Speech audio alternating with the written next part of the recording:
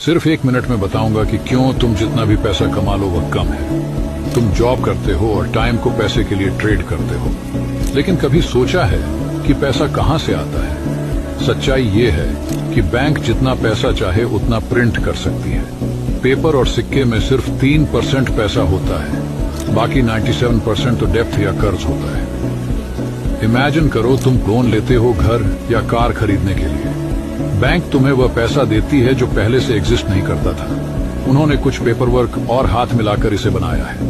तो जब तुम बैंक से लोन लेते हो तुम्हें वह पैसा मिलता है जो हवा से बनाया गया है। अब ये क्यों इम्पोर्टेंट है समझो। जब गवर्नमेंट को पैसा चाहिए होते हैं वह सेंट्रल बैंक जाती है और लोन लेती है, बिल्कुल तुम्हारी तरह। सेंट्रल बैंक उन्हें पैसा देती है जो हवा से बन रहा होता है गवर्नमेंट बॉन्ड्स के बदले में। नए बनाए गए पैसे सिस्टम में डाले जाते हैं तो पहले सर्कुलेशन में जितना पैसा था उनका वैल्यू थोड़ा कम हो जाता है और उसे इन्फ्लेशन कहते हैं। मैं तुमको ये क्यों बता रहा हूँ? क्योंकि जब तुम मेहनत करके पैसा कमाने में लगे हो तब बैंक ऑन डिमांड पैसा प्रिंट कर रही है जिससे तुम्हारी सेविंग्स की वैल्यू कम हो रही है। अब इसके लिए क्या कर सकते हैं? अगर तुम चाहते हो कि तुम्हारा पैसा इन्फ्लेशन के कारण उड़ ना जाए तो ध्यान दो मल्टीपल इनकम सोर्स बनाने पर। अगर तुम्हें यह समझ में आ गया तो कमेंट सेक्शन में 100 ड्रॉप करो।